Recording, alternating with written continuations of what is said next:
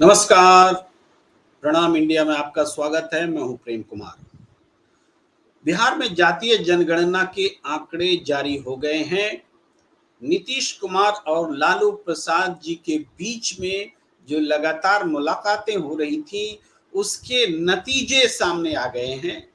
India की तरफ से जो बात राहुल गांधी ने कुछ समय पहले कही थी कि जातीय जनगणना के आंकड़े आप जारी कीजिए, नहीं तो हम जारी कर देंगे। मोदी सरकार के लिए राहुल गांधी ने जो सीधी चुनौती इंडिया के तरफ से पेश की थी, इंडिया गठबंधन की हम बात कर रहे हैं, तो उसका नतीजा जो है वो सामने आ गया है। बिहार से सामने आया है।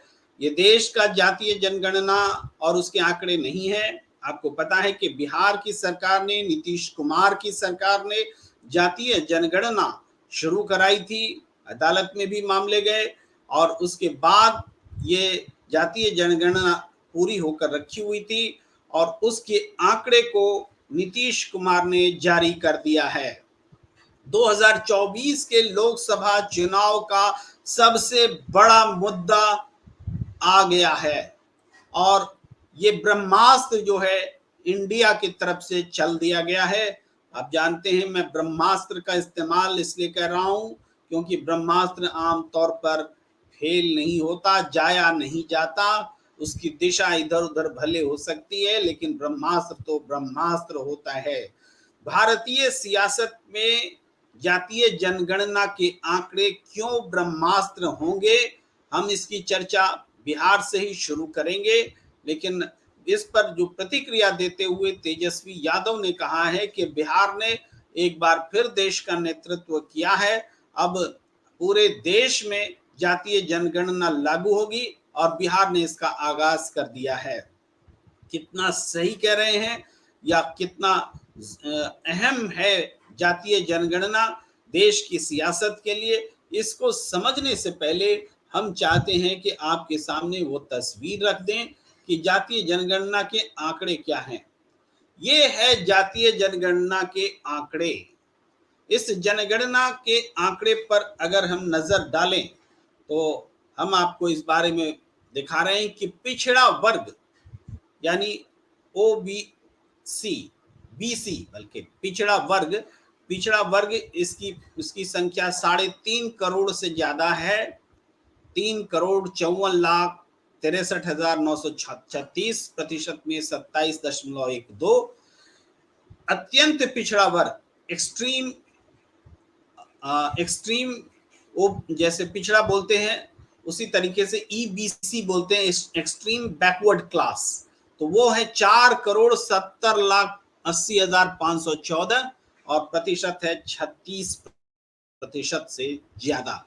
एससी वर्ग की आबादी यानी दलितों की आबादी 2.5 करोड़ से ज्यादा है, प्रतिशत है 19.65। अनुसूचित जनजाति यानी आदिवासी वर्ग में 21,99,361 जनसंख्या है और प्रतिशत है 1.68।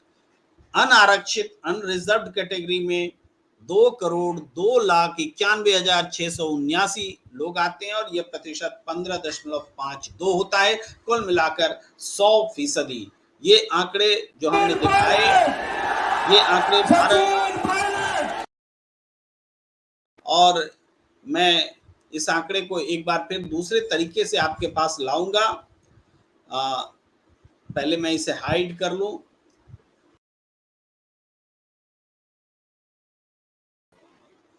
बिहार के का जातीय जो जनगणना है उसके आंकड़े हम आपको दिखा रहे हैं, लगातार दिखा रहे हैं, स्क्रीन पर बने हुए आप देख सकते हैं कि पिछड़ा वर्ग जो है और अत्यंत पिछड़ा वर्ग, इस दोनों की का योग अगर आप देखें तो बात समझ में आती है। इस दोनों का योग जो है वो एक बार फिर हम स्क्रीन पे ला रहे हैं। इस दोनों का योग 27 और 36 जोड़िए 63% से ज्यादा होता है, 63.14%। यानी अब यहीं पर देखिए सियासत होगी और कैसे होगी उसकी हम चर्चा करने जा रहे हैं। यहाँ पर सियासत ये होगी कि ओबीसी को अगर टोटल आबादी देखते हैं तो बिहार में अगर 62% जा पहुंची, 63% से ज्यादा, तो ये यही आंकड़ा लगभग देश में भी होने वाला है, क्योंकि 1931 के आंकड़े के मुताबिक बिहार में पिछड़े वर्ग की आबादी 52% थी, और जो 2011 में सेंसस हुआ है वो आंकड़ा अभी सामने नहीं आया है। यूपीए सरकार के समय में ये हुआ था सेंसस, लेकिन ये आंकड़े जब जारी होंगे तो इसका भी आंकड़ा सामने आएगा। हालांकि अंदाज में बात करना सही नहीं है, बिहार के आंकड़े सही हैं, बिहार जारी हो चुके हैं, और इस हिसाब से हम सोच सकते हैं कि राष्ट्रीय स्तर पर भी ऐसा होगा। अब ओबीसी की सियासत इसलिए महत्वपूर्ण हो गई है कि देश में सबसे ज्यादा ओबीसी है संख्या में।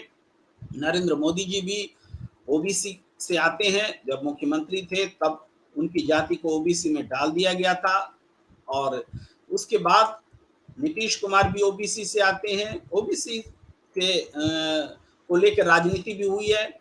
राहुल गांधी, जिनको ओबीसी विरोधी साबित करने के लिए मोदी सरनेम वाले विवाद से जोड़ा गया था, और उसके बाद से ही ये इसकी जरूरत जो है और बढ़ गई थी कि कैसे कांग्रेस के लिए भी जातीय जनगणना जो है एक नारा बन गया। राहुल गांधी ने भरोसा दिलाया था कि हम जातीय जनगणना लागू करेंगे, और मोदी सरकार को चुनौती दी थी कि अगर आप नहीं लागू करेंगे तो हम इसको लागू करके दिखाएंगे।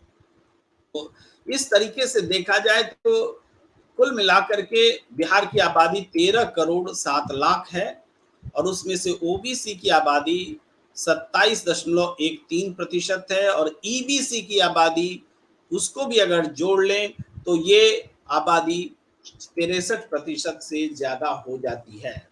सबसे ज्यादा जो जाति बिहार में सबसे ज्यादा संख्या है वो है यादव।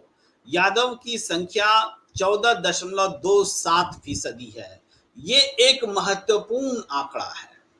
ओबीसी के भीतर, ओबीसी का प्रतिशत अगर 27 है, ईबीसी को छोड़ दें, तो ओबीसी के भीतर 27% में 14.27% आबादी यादवों की है। यानी कम से कम बिहार में यादव की पॉलिटिक्स करने वाले इस नारे को उछाल सकते हैं कि ओबीसी के भीतर भी यादवों को उसके प्रोपोर्शन के हिसाब से रिजर्वेशन मिलना चाहिए। ये भविष्य का मुद्दा हम बता रहे हैं, लेकिन फिलहाल इस मुद्दे को इस रूप में छेड़ने की हिम्मत कोई नहीं करेगा, क्योंकि लोकसभा चुनाव में ओबीसी के हर वर्ग की जरूरत सबको है।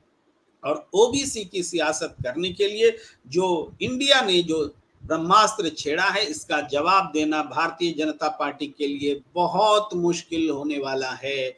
जातीय जनगणना को जारी करना या जारी नहीं करना, ये एक तरह से गले की हड्डी बनने वाला है एनडीए गवर्नमेंट के लिए, मोदी सरकार के लिए, क्योंकि इसको खारिज करना भी ओबीसी वर्ग को नाराज करना होगा, और इसको स्वीकार करने से भी इसका श्रेय कम से कम एनडीए को नहीं मिलने जा रहा है। लेकिन इस बीच ओबीसी के नाम पर जबरदस्त सियासत जो है वो होने वाली है, और ओबीसी एक ऐसा दांव है। ओबीसी आरक्षण को लेकर के भी बीते दिनों आवाज उठी।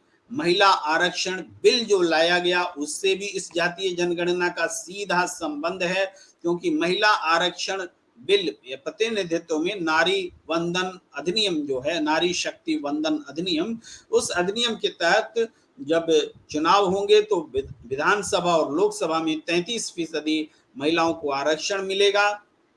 लेकिन ये लागू होगा 2029 के बाद, मगर इस दौरान ये ओबीसी का जनसंख्या बिहार में जो जारी हुआ है, ओबीसी नहीं जातीय जनगणना जो जारी हुई है, और उससे जो ओबीसी के आंकड़े सामने आए हैं, उससे ये डिमांड जोर पकड़ने वाली है कि जब ओबीसी में की आबादी 63% से ज्यादा है, ओबीसी और ईबीसी जोड़कर बिहार में, तो महिलाओं को जो 33% आरक्षण दिया जाने वाला है उसमें भी इसी हिसाब से ओबीसी और ईबीसी वर्ग को प्रतिनिधित्व दिया जाना चाहिए। ये बड़ा सवाल आने वाले समय में राजनीति को खड़ा करने वाला है। नीतीश कुमार ने, लालू प्रसाद ने, राहुल गांधी ने और पूरे इंडिया गठबंधन के तमाम घटक दलों ने इस पर एक बड़ा कदम उठा लिया है। एक बात और कि जातीय जनगणना को लेकर ममता बनर्जी सहमत नहीं दिखी थी। उन्होंने कहा था कि इस बारे में हम सोचने के लिए वक्त हमें चाहिए। अब तक हमारा रुख जातीय जनगणना को लेकर के अलग किस्म का रहा था। उसके बाद से ये भी एक टैक्टिक्स है इंडिया गठबंधन में कि चूंकि ममता बनर्जी इससे सहमत नहीं थी, तो इंडिया गठबंधन ने बिहार से, जहां की सारी पार्टियां, ऐसे तो पूरे देश में ही टीएमसी को छोड़कर सारी पार्टियां जातीय जनगणना कराने के लिए इंडिया में कम से कम सहमत थे, तो बिहार से इस बात का आगाज करके तृणमूल कांग्रेस को एक तरह से चुप, उसको छोड़ करके उनकी सहमति लिए बगैर जो ये राजनीति की गई है, इस राजनीति का सीधा निशाना एनडीए और भारतीय जनता पार्टी है। और भारतीय जनता पार्टी निश्चित रूप से इस विषय पर हम एक बार फिर आपको वो आंकड़ा दिखाना चाहेंगे कि कैसे भारतीय जनता पार्टी इस विषय पर अब वो आत्मरक्षार्थ राजनीति चलेगी, और देखना होगा कि कौन सी राजनीति वो चलते हैं। ये बिहार में जातीय जनगणना का आंकड़ा है।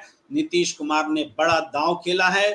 पिछड़ा वर्ग इसके आंकड़े 27% से ज्यादा, अत्यंत पिछड़ा वर्ग आंकड़े 36% से ज्यादा, एससी वर्ग आंकड़े 19% से ज्यादा, एसटी वर्ग आंकड़े 1.5% से ज्यादा और अनरिजर्व श्रेणी इसके आंकड़े 15.5% से ज्यादा। कुल बिहार की आबादी 13 करोड़ पार कर गई है नई जनगणना में। और इस तरीके से ये हम देख पा रहे हैं कि जातीय जनगणना के जो आंकड़े आए हैं, इस आंकड़े से पूरे देश की राजनीति में एक बड़ा परिवर्तन होने वाला है। इंडिया ने ब्रह्मास्त्र छेड़ दिया है और इसके सामने छोड़ दिया है, ब्रह्मास्त्र छोड़ा जाता है, ब्रह्मास्त्र छोड़ दिया है और इसके सामने एनडीए गठबंधन अब लाचार नजर आ रही है। कोई प्रतिक्रिया जो आमतौर पर लगातार आती है, Bharatiya Janata party press conference करके प्रतिक्रिया देती है, विलंब हो रहा है प्रतिक्रिया देने में और सोचना पड़ेगा, सोच समझ कर जवाब देना पड़ेगा। और अब तक जो हमें सूचना है, इस मुद्दे पर पैनल डिस्कशन के लिए भारतीय जनता पार्टी ने अपने प्रवक्ताओं को परहेज करने के लिए कहा है जब तक कि कोई निर्देश न आ जाए। यानी एक मुश्किल घड़ी भारतीय जनता पार्टी के लिए, और खासकर ये जो 5 राज्यों में विधानसभा चुनाव होने हैं वहां भी इसका असर पड़ेगा, क्योंकि मध्य प्रदेश जैसे प्रदेश जहां ओबीसी मुख्यमंत्री हैं शिवराज सिंह चौहान, जिनको हटाने का प्रबंध कर लिया गया है, और छत्तीसगढ़ जहां ओबीसी मुख्यमंत्री हैं भूपेश बघेल, तो जहां भूपेश बघेल के होने का फायदा इंडिया गठबंधन को मिलेगा, क्योंकि जातीय जनगणना का सवाल वहां भी उतना ही महत्वपूर्ण होने वाला है। और अब दूसरी सरकारों को भी, छत्तीसगढ़ सरकार भी वादा कर सकती है कि हम सत्ता में आएंगे तो जातीय जनगणना कराएंगे। उसी तरीके से मध्य प्रदेश में ये मुद्दा बनेगा और बीजेपी को जवाब देना होगा। मध्य प्रदेश की कांग्रेस भी कहेगी कि हम सत्ता में आएंगे तो जातीय जनगणना कराएंगे और ओबीसी आबादी को उसके हिसाब से, उसकी संख्या के हिसाब से हिस्सेदारी सुनिश्चित करेंगे, आरक्षण भी सुनिश्चित करेंगे। तो ये राजस्थान में भी यही बात है। राजस्थान में हालांकि ओबीसी आबादी मोटे तौर पर सब जगह 50% या उसके ऊपर ही है, लेकिन थोड़े बहुत इधर उधर हो सकते हैं। अभी आंकड़े जातीय जनगणना के सामने नहीं है बिहार के अलावा कहीं और, लेकिन राजस्थान में भी ये बड़ा मुद्दा हो सकता है और कांग्रेस चाहेगी कि इसको मुद्दा बनाए। तो इस तरीके से, लेकिन मध्य प्रदेश और छत्तीसगढ़ में तो रेडीमेड मुद्दा है और निश्चित रूप से जो पूर्वानुमान, ओपिनियन पोल्स आ रहे हैं उसमें भारतीय जनता पार्टी की हालत पतली है और इस मुद्दे के बाद बीजेपी का कि राजनीतिक रूप से उसको जवाब देना पड़ेगा। और अगर जवाब लेकर बीजेपी नहीं आती है तो निश्चित रूप से ये ब्रह्मास्त्र इंडिया गठबंधन को बहुत बड़ी बढ़त न सिर्फ इस 5 राज्यों की विधानसभा चुनाव में बल्कि आने वाले लोकसभा चुनाव 2024 में भी दिला सकता है। एक तैयारी कर ली गई है, ब्रह्मास्त्र छोड़ दिया गया है। तो अभी इस चर्चा को यहीं पर हम रोकना चाहेंगे, लेकिन इससे पहले आपसे अपील करना चाहते हैं कि अगर आपने हमारा यूट्यूब चैनल सब्सक्राइब नहीं किया है तो कृपया इसे कर लीजिए, बेल की घंटी भी दबा दीजिए, ताकि जब कभी भी हम ये वीडियो लेकर आपके पास आए, समसामयिक विषयों पर बातचीत करें, तो सबसे पहले इसकी सूचना आपको मिलती रहे। तो हमें दीजिए इजाजत। नमस्कार।